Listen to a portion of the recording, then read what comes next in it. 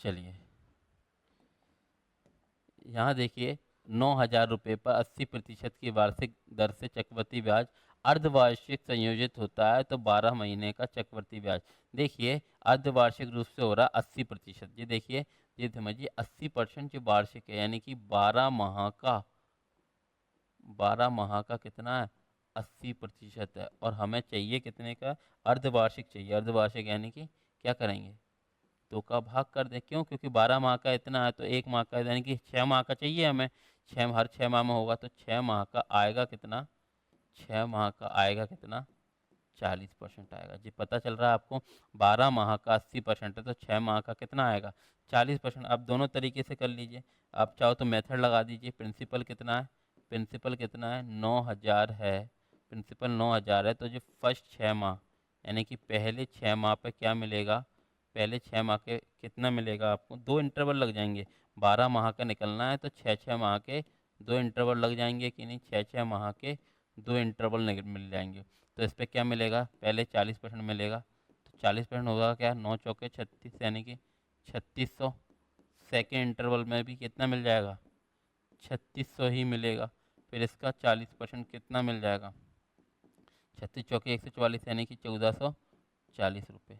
तो ये मिल जाएगा कि नहीं, ऑल ओवर कितना ब्याज आ जाएगा, 36 दूनी 72, 72, 82 4 86, 8640 है कि हाँ, 8640 रुपया। एक तो ये तरीका है कि 8640 आ गया। आ रही है ये वाली बात समझ में। हम क्या कह रहे हैं, एक बार और बता देते हैं, मेथड से भी और सक्सेसिव से भी बता देते हैं। सक्सेसिव से भी कर सकते हो आप डायरेक्ट। सिंपल सा क्या देखना है आपको, सिंपल सा क्या देखना है, सिंपल सा क्या देखना है आपको, सिंपल सा देखना है कि क्या बोला गया है, 12 माह का, 12 माह का कितना है, 80%, यानी कि 80% वार्षिक है। और हमें क्या चाहिए, अर्धवार्षिक, यानी कि हर 6 माह में जाना है। तो 6 माह का कितना हो जाएगा, 6 माह में कितना मिलेगा, 40% ब्याज मिलेगा कि नहीं, हाँ। और कितना है, 12 माह तक चाहिए, यानी कि हर 6 माह में 40 मिलता है।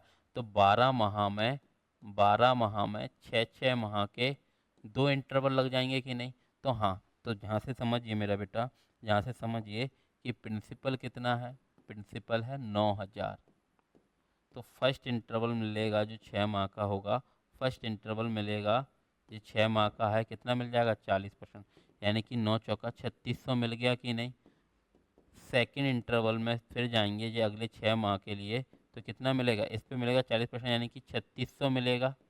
फिर इस पे 40%, यानी कि इस पे 40% कितना हो जाएगा, 36 चौके 144 होता है, यानी कि 1440 मिल जाएगा। तो जो टोटल कितना मिल जाएगा, 36 36 72 और 14 क्या हो जाएगा, 86, 8640 रुपये। आ रही है जो वाली बात समझ में, 3640 रुपये आ रही है। कोई कहेगा कि नहीं सर मैं ऐसे नहीं करूँगा, तो मैं तो सक्सेसिव से भी कर सकता हूँ। तो सक्सेसिव से देख लीजिए, आप सक्सेसिव से देख लीजिए इसको। सिंपल सी बात समझिए, वही सेम मेथड, क्या बोला गया कि 80% है, यानी कि 12 माह का कितना है, 12 माह में यानी कि वार्षिक 80% है, तो हमें अर्धवार्षिक यानी कि हर 6 माह में काउंट करना है। तो 6 माह में कितना होगा, 6 माह में 40% होगा कि नहीं। और टोटल चाहिए कितने टाइम का, 12 माह का चाहिए। तो 12 माह में 6 6 माह के 2 इंटरवल लग जाएंगे कि नहीं, यानी कि पहले इंटरवल में कितना मिलता है, 40%। 40% की फ्रैक्शन वैल्यू होती क्या है, 2/5, यानी कि 5 से 7 मिल जाएगा। सेकेंड इंटरवल फिर से 5 से 7 मिल जाएगा, यानी कि क्या होगा, 25 से कितना मिल जाएगा, 49। ये 25 क्या है हमारा प्रिंसिपल, 49 है हमारा अमाउंट, 49 है अमाउंट। तो सी आई कितना होगा, सी आई हमें 24 मिल जाएगा कि नहीं, आ रहा है कि नहीं, यानी कि हमारे प्रिंसिपल से थोड़ा सा कम होगा, थोड़ा सा कम होगा। 25 की वैल्यू क्या दे रखी है, 9,000 है, 9,000 है, तो 25 से जो 4 बार जाएगा, 9 चौक 36, यानी कि 360 रुपये रहेगी, यानी कि एक की वैल्यू 360 है, 24 की आएगी जीरो, 6 चौक 24 की 4 रहेगा लास्ट में। तो एक ही ऑप्शन में है 8640 रुपये। आ रही है ये वाली बात समझ में, आप ऐसे भी कर सकते हैं, ठीक है ना। आगे बढ़े, आ रहा ना आपको सक्सेसिव। ये ये पहले ईयर के पहले 6 माह में 5 से 7, फिर अगले 6 माह में अगेन 5 से 7, यानी कि 25 से 49, यानी कि 25 अमाउंट प्रिंसिपल है, 49 अमाउंट है, और ये CI कितना मिल गया हमें, 24 हमें CI मिल गया। आ रही है ये वाली बात समझ में? बोलिए हाँ कि ना। देखिए पेपर, देखिए मेरा बेटा, आप ये बात ध्यान रखिए कि पेपर सिर्फ उसी के लिए है जिसको थोड़ी बहुत चीज़ें आने लगी हैं, जो क्लास में 2 3 4 महीने दे चुका है। ठीक है ना, पेपर उसी के लिए कारगर होगा कि जो 2 3 4 महीने दे चुका है उसको ये छोटी मोटी चीज़ें आने लगी हैं। नहीं आ सकते तो आप अभी से आके, अभी देखना, आप दोनों तीनों बैच में बैठोगे तो भी आप कवर कर सकते हो। इतना टाइम है अभी आपके पास, जनवरी में है पेपर, आराम से इसका सिलेबस आराम से कवर हो जाएगा। और अभी से भी करोगे तो वैकेंसी ठीक ठाक है, अच्छी रहती हैं, 40,000 के अप्रोक्स हैं, बहुत होती हैं वैकेंसी। आप अच्छे से करोगे तो और डेफिनेटली ले पाओगे। ठीक है ना जी। देखिए जी, हमने कितने क्वेश्चन कराएंगे प्रैक्टिस में आपको। यहाँ तो कुछ भी नहीं करना, यहाँ कुछ भी नहीं करना। ये क्या, जब भी ऐसा हो ना तो आप इसको क्या कर लो, जैसे कि 0.1 को क्या लिखोगे आप, 1/10, 1/10 का स्क्वायर प्लस इसको क्या लिखोगे, देखो ये पॉइंट हटागा, एक जीरो आ गई, जो पॉइंट हटाएंगे 2 जीरो आ जाएगी नीचे, तो इसको क्या लिखोगे, 1/100 का स्क्वायर। तो ये क्या आ जाएगा, 1/10 का स्क्वायर यानी कि 100, और ये 100 का स्क्वायर यानी कि 10,000। तो हमने क्या कहा, बेस सेम कर लो हमेशा। तो जिसमें अगर 100 का मल्टीपल, ये 10,000 है तो उसको भी 10,000 कर लिया, तो इसमें भी 100 का। तो जैसे कि ये 100/10,000, और ये 1/10,000, तो ये क्या आ जाएगा, 101/10,000 हमने कॉमन ले लिया, 100 प्लस 101 हो गया, तो ये क्या आ जाएगा, क्या आएगा, 4 पॉइंट जाएगा, कितना है, 0.101। यही हो जाएगा कि नहीं, है क्या ऑप्शन में, 0.101 ए में ही है। आ रही है बात समझ में? आप चाहो तो डायरेक्ट कर सकते हो, लेकिन हम कह रहे हैं रिस्क नहीं लेना। आपको क्या है, जब भी आए ना क्वेश्चन तो बिल्कुल रिस्क मत लिया करो। आप अगर 2 3 5 सेकंड दे भी दोगे, अगर आपको आना है तो पेपर आराम से 15 से 20 मिनट में निपट जाएगा आपका। कोई बहुत बड़ी चीज़ नहीं है पेपर। आप देखोगे ये GD वगैरह का पेपर कितना आसान होता है, लेकिन ये अगर छोटी सी भी गलती कर दी आपने डायरेक्ट करने के चक्कर में, तो आप परेशान हो जाओगे, आपका मार्क्स हमेशा के लिए कट चट जाएगा, फिर वो आपका सेकंड पेपर में ही बैठना पड़ेगा आपको जो नेक्स्ट ईयर होगा। इसलिए गलती मत किया करो। हम ये कह रहे हैं, जैसे ही ये आया आपके एग्ज़ाम में, आपने देखा पॉइंट आया नीचे जीरो ले लिया, यहाँ पॉइंट आया नीचे 2 जीरो हो गए, तो ये क्या आ गया, 1/10 का होल स्क्वायर प्लस ये आ गया 1/100 का होल स्क्वायर। तो ये क्या आ गया, 1/100 प्लस ये आ गया 1/10,000। तो हमें क्या करना, हमें बेस सेम करना। ये 10,000 है तो इसको भी 10,000 बनाने के लिए हम 100 का मल्टीप्लाई कर रहे हैं ऊपर नीचे। ठीक है ना, तो ये क्या आ जाएगा, 100/10,000, और ये 1/10,000। तो 10,000 हमने क्या ले लिया है, LCM ले लिया, और ये क्या आ गया, 100 प्लस 1 यानी कि 101/10,000। ठीक है ना, तो ये क्या आ जाएगा, अब हम पॉइंट लगाएंगे, पॉइंट लगाएंगे तो क्या 4 अंकों के बाद चाहिए, यानी कि 0.1 और 0 आएगा 101। आ रही है बात समझ में, आ रही है बात समझ में, यानी कि ऑप्शन नंबर ए। आ रही है ये बात समझ में आप लोगों को। अब हम आगे की तरफ बढ़ते हैं। देखिए बेटा, ऐसे तो आपने कितने क्वेश्चन देखे होंगे, 6 पेन का CP, 5 पेन के SP के समान है, तो लाभ या हानि आप देख रहे हो। आप अगर जो बच्चा जोड़ ईमानदारी से बैठा है, जिसको 3 से 4 महीने क्लास में हो गए हैं, वह देख पा रहा होगा कि एक सिंगल क्वेश्चन ऐसा नहीं है जो क्लास से बाहर का होगा।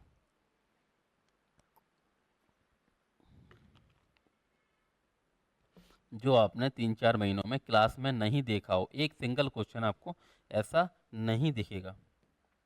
क्या बोला गया है, 6 पेन का CP, यानी कि 6 पेन का CP बराबर है 5 पेन के SP के। 6 पेन का CP बराबर है 5 पेन के SP के। तो हमने देखा जी CP है, और अपॉन में जी क्या आ गया, SP का रेशियो क्या आ जाएगा, 5/6। आ रही है बात समझ में, ये CP है और ये अपॉन में SP, यानी कि 5 की चीज़ को 6 में बेच देना कितने का लाभ होता है, 1 का लाभ, किस पे, 5 पे। और 1/5 की परसेंटेज वैल्यू होती क्या है मेरा बेटा, 20%, सॉरी 20% का लाभ। आ रहा है बात समझ में, आ रही है मेरा बेटा ये बात समझ में। एक बार और बता दें हम,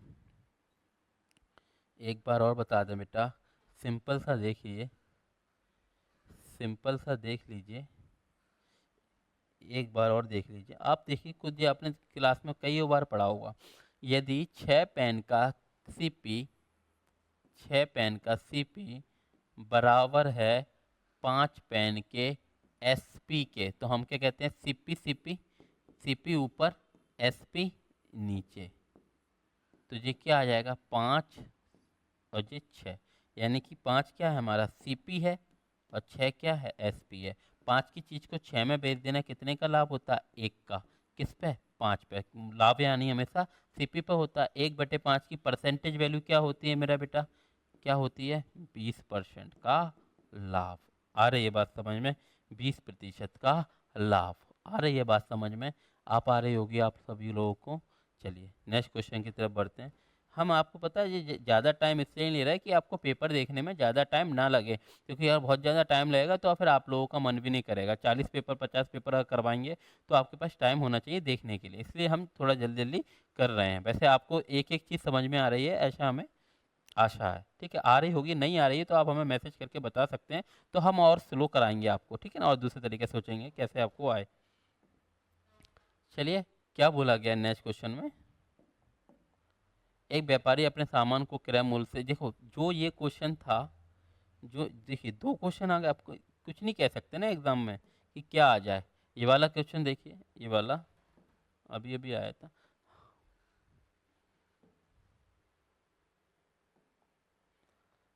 अभी अभी आया था।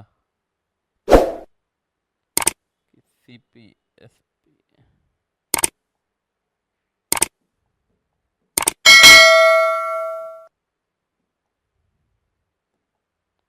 हाँ ये वाला देखिए, वही का वही क्वेश्चन है। एक वस्तु का अंकित मूल्य से क्रय मूल्य से इतना अधिक कैसे छूट दी जा रही है। सेम ये वाला क्वेश्चन आ गया, यानी कि सेम शिफ्ट में एक जैसे कितने क्वेश्चन आ गए? 2 क्वेश्चन आ गए कि नहीं? सेम, सेम टू सेम है, यानी कि डिस्काउंट के ही 2 क्वेश्चन आ गए, एक ही टाइप से आ गए हैं। तो ये कुछ नहीं कह सकते एग्जामिनर क्या पूछे क्या देगा, बस आपको आना सब चाहिए। ये वही का वही, ये क्या बोला गया? एक व्यापारी अपने सामान को क्रय मूल्य से 50% अधिक करता है, अधिक अंकित करता है। 50% की फैक्टर वैल्यू क्या होती है? 1/2, यानी कि 2 की चीज को कितना लिख देता है? 3 लिख देता है। 50% होता क्या है? 1/2, यानी कि 2 की चीज को 3 लिख दिया, और 20% की छूट देता है। 20% की फैक्टर वैल्यू क्या होती है? 1/5, यानी कि 5 की चीज कितने में?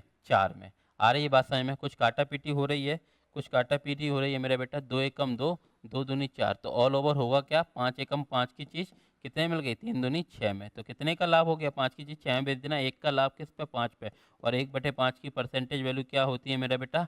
20%। आ रही है ये वाली बात समझ में? अभी अभी बताया था, अभी अभी बताया था कि पहले क्या आएगा? सीपी, फिर एमआरपी, पहले अधिक अंकित करेगा, फिर उस एमआरपी पे क्या देगा? डिस्काउंट देगा, यानी कि फिर क्या है? डिस्काउंट देने के बाद एसपी आ जाएगा, ये कट जाएगा, क्या आ जाएगा लाइन के नीचे? सीपी और एसपी का रेशियो आएगा कि नहीं? आ पा रही है ये बात समझ में? अभी अभी बताया था कि कोई व्यापारी क्या करता है, पहले 50% अधिक अंकित करता है, फिर उस अधिक अंकित पे क्या देता है? 20% का डिस्काउंट देता है, यानी कि 5 की चीज़ 4 में करता है। तो ऑल ओवर क्या है? 2 से ये कट जाएगा 2 बार, तो क्या आएगा? 5 एकम 5, और ये 6 एकम 6, ये क्या आ जाएगा? ये सीपी था हमारा, ये एमआरपी है, ये एमआरपी है, फिर डिस्काउंट देने के बाद ये क्या आ गया? एसपी। ये सब कट जाएगा तो क्या आएगा? सीपी और एसपी का रेशियो बचेगा। आ पा रही है ये बात समझ में? एक बार और बता दें मेरा बेटा, एक बार और बता देते हैं हम, एक बार और बता देते हैं, यहाँ से समझ लीजिए।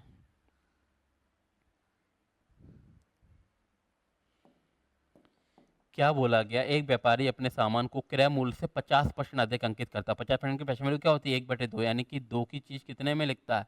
3 में लिखता है। फिर क्या करता है? 20% की छूट देता है। पहले अधिक अंकित करेगा, फिर छूट देगा 20%, यानी कि 5 की चीज कितने में दे देता है? 4 में दे देता है। फिर देखिए कुछ काटा पीटी हो रही है, देखिए कुछ काटा पीटी हो रही है क्या? 2 एकम 2, 2 दूनी 4, तो यानी कि 5 एकम 5 की चीज 3 दूनी 6 में बिच गई। 5 की चीज 6 में बिच जाना कितने का लाभ होता है? 1 का। किस पे? 5 पे। और 1/5 की परसेंटेज वैल्यू क्या होती है मेरा बेटा? 20% का लाभ। आ रही है बात समझ में? ये बात समझ में आ रही है आप लोगों को? आप सभी को आ पा रही है कि नहीं मेरा बेटा? चलिए आगे की तरफ बढ़ते हैं। ये देखिए, ये एलसीएम एचसीएफ में देखिए सबसे फेवरेट टाइप है।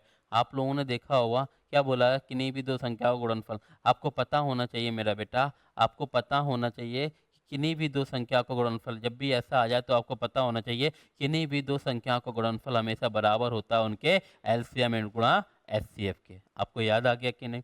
क्या बोला गया, दो संख्याओं का गुणनफल 720 है और उनका एचसीएफ इतना है, तो संख्याओं का एलसीएम ज्ञात कीजिए। सिंपल सी बात है, दो संख्याओं का गुणनफल आपको पता होना चाहिए, किन्हीं भी दो संख्याओं का गुणनफल हमेशा बराबर होता है उनके एलसीएम इंटू एचसीएफ के। ठीक है ना, दो संख्याओं का गुणनफल कितना है, 720। एलसीएम हमसे पूछा है, एचसीएफ कितना है, 4 है। तो कुछ काटा पीटी देख लीजिए, 4 से जी कट जाएगा कितनी बार, 180। 18 चौके 72 होता है कि नहीं, तो एलसीएम क्या आ जाएगा, 180 आ जाएगा। किन्हीं भी दो संख्याओं का गुणनफल हमेशा बराबर होता है उनके एलसीएम इंटू एचसीएफ के। अब सभी को पता है कि नहीं, किन्हीं भी दो संख्याओं का गुणनफल हमेशा बराबर होता है उनके एलसीएम इंटू एचसीएफ के। आई होप आप लोगों को आ पा रहा है कि नहीं। और दो संख्याओं का गुणनफल क्या दे रखा है, 720 दे रखा है, एलसीएम हमसे पूछा है, एचसीएफ दे रखा है। जो कटेगा इससे कितनी बार, 180 एलसीएम आ जाएगा। आ पा रही है ये बात समझ में आप लोगों को मेरा बेटा? चलिए नेक्स्ट करिए। क्या पूछा गया, एक गोले की त्रिज्या में 50% की वृद्धि करने से गोले के आयतन में। सिंपल सी बात समझिए मेरा बेटा, गोले की त्रिज्या, गोले का आयतन होता क्या है, 4/3 पाई आर क्यू मान लीजिए है, और जो दूसरे वाले का है 4/3 पाई R2 क्यू। ये देखिए 4/3 पाई तो कॉमन है, यानी कि गोले की त्रिज्या डिपेंड किस पे करेगी, रेडियस पे। रेडियस में क्या हो गया, 50% की वृद्धि। 50% क्या होता है, 1/2, यानी कि 2 से 3। रेडियस क्या हुई है, पहले 2 थी तो अब 3 हुई है, तो ये क्या आया, ये रेडियस है। रेडियस क्या हुई है, 2 से 3, तो वॉल्यूम क्या हो जाएगा, इसका क्यूब कर दीजिए, इसका क्यूब कर दीजिए, यानी कि वॉल्यूम 8 से क्या हो जाएगा मेरा बेटा, 27 हो जाएगा। कितना बढ़ गया वॉल्यूम, कितना बढ़ गया मेरा बेटा, 19 बढ़ गया। किस पे बढ़ गया, 8 पे बढ़ गया। गुणा करेंगे 100 का, ठीक है ना, 4 से काट दीजिए, 4 दूनी, और ये 25 बार। और ये देखिए 20 होता है तो 500 हो जाता है, लेकिन 500 से 25 कम है, यानी कि 475 आएगा, 475/2। आ रही है बात समझ में, आ रही है बात समझ में। 400 का आधा क्या हो जाएगा, 200, और ये 37.5, यहाँ देख लीजिए 237.5, 237.5 आ रहा मेरा बेटा। कितने की वृद्धि होगी, 237.5। आ पा रही है ये बात समझ में, ये बात समझ में आ रही है। सिंपल सी बात समझिए मेरा बेटा, कि जो रेडियस होती है, ये वॉल्यूम जो होता है वो रेडियस की क्यूब पे डिपेंड करेगा, किसका, बेलन का, सॉरी इसका, गोले का। आ रही है ये बात समझ में, आ पा रही है मेरा बेटा, आ रही है ये बात समझ में? चलिए नेक्स्ट वाला करते हैं। यहाँ समझिए, यहाँ तो कुछ भी है ही नहीं है। देखिए क्या आपने देखा होगा कि एक आध दो क्वेश्चन होते हैं जिसमें थोड़ा सा दिमाग लगाना, बाकी आप जीडी का पेपर आप देखोगे बड़ा आसान सा। अगर आप सच में 2 महीने भी ईमानदारी से पढ़ लेते हैं तो आप एग्ज़ाम आराम से निकाल सकते हो। क्या बोला गया, एक्स का 45%, एक्स का 45% बराबर है बाय के 15% के। एक्स का 45% बराबर है बाय के 15%। तो हम क्या देखेंगे, परसेंट से परसेंट गया, ये 15 से गया, 15 एकम 15, 15 तिया 45। तो एक्स और वाई का रेशियो क्या आ जाएगा, 1:3। आ रही है मेरा बेटा, एक्स का पद कि क्या आ जाएगा, एक्स क्या आ जाएगा 1, और वाई क्या आ गया 3, और एक्स रेशियो वाई पूछा क्या आ जाएगा, 1:3। क्या बोला गया, एक्स का 45% बराबर है बाई के 15% के। तो ये क्या आ गया, एक्स और वाई का रेशियो 1/3। अगर कोई ऐसे नहीं करना चाह रहा तो बिना काटे भी कर सकते हो आप, बिना काटे भी आप डायरेक्ट ही लिख के कर सकते हो। कैसे, कि क्या बोला गया है, एक्स का 45% बराबर है बाई के 15% के। तो एक्स इधर और वाई इसके नीचे, 15 इधर और ये 45 इसके नीचे। आ रही है मेरा बेटा ये बात समझ में? तो ये 15 से परसेंट से परसेंट गया, 15 से 15 एक 15, 15 तिया 45। तो एक्स और वाई का रेशियो क्या आ गया, 1:3, यानी कि 1:3। आ रही है ये बात समझ में? बढ़े मेरा बेटा आगे की तरफ। क्या बोला गया, 32 से पहले के सभी अभाज्य संख्याओं का औसत। जैसे देखिए आपके प्राइम नंबर पूछ लिया 32 से पहले। देखिए प्राइम नंबर्स होते क्या है मेरा बेटा। अच्छा ये क्वेश्चन आप करके देखिए, हम थोड़ा पानी पीते हैं। आप करके देखिए, ये देखिए, ये थोड़ा थोड़ा सा क्वेश्चन आपको थोड़ा सा टाइम दे जाएगा।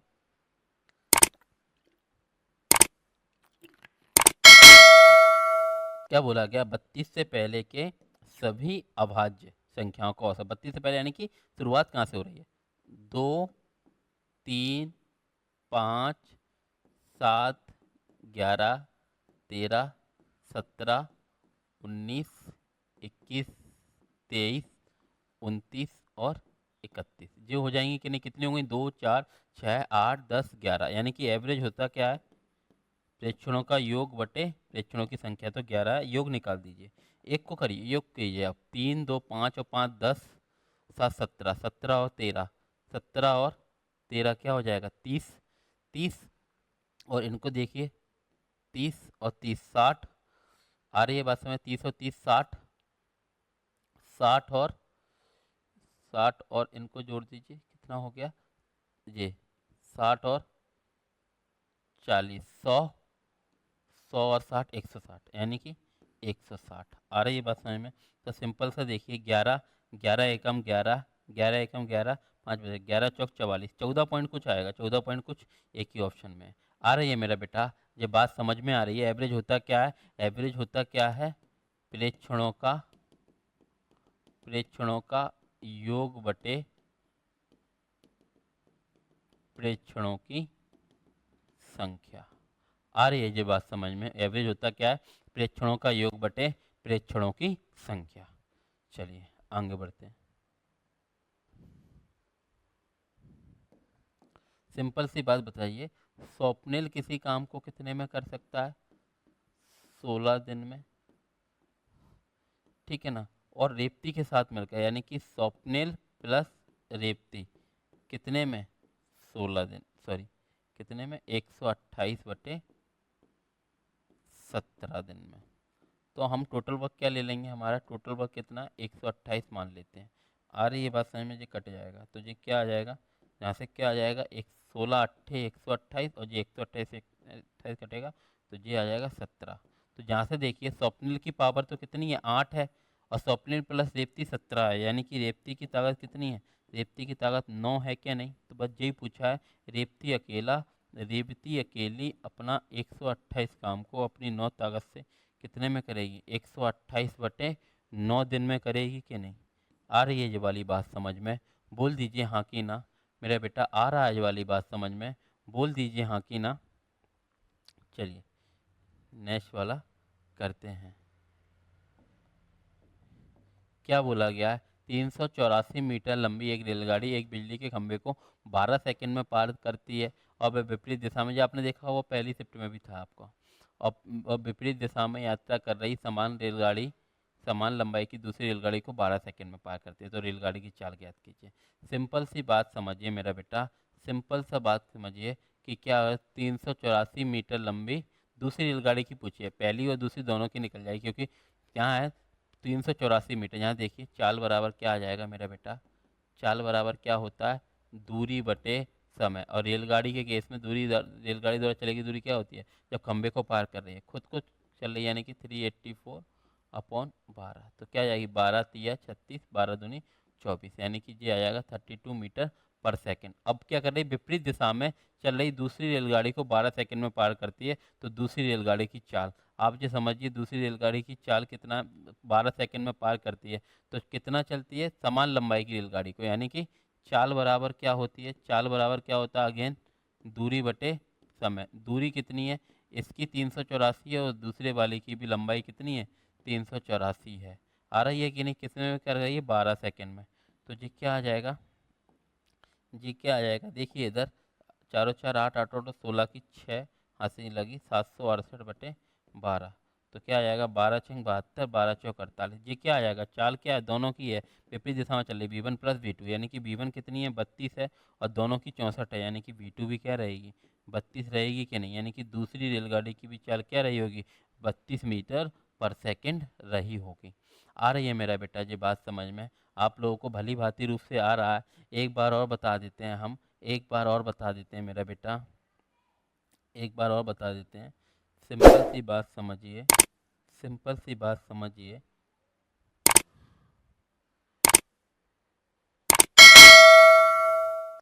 क्या बोला गया, 384 मीटर की रेलगाड़ी बिजली के खंभे को 12 सेकंड में पार करती है, यानी यहाँ से चाल निकल जाएगी कि नहीं।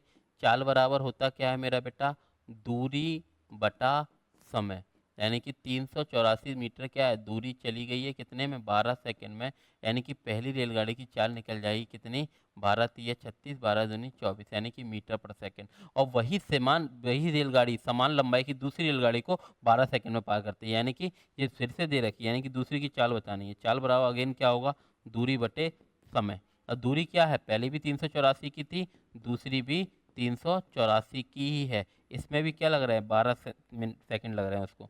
तो ये क्या हो जाएगा, ये क्या हो जाएगा, देखिए, चारों चार आठ, आठ और आठ 16 की 6 हाथ से लगी एक, 768 बटे 12, तो 12 छंग 72 और 12 चौके 48। लेकिन ये क्या है, ये V1 प्लस V2 है, ये जो आई है 64 V1 प्लस V2 है। V1 क्या है, 32 है, तो आप ही बताइए V2 क्या रही होगी, V2 भी क्या रही होगी, 32 रही होगी कि नहीं, आ रही है। और यही पूछा था दूसरी रेलगाड़ी की चाल क्या हो जाएगी, 32 मीटर पर सेकंड।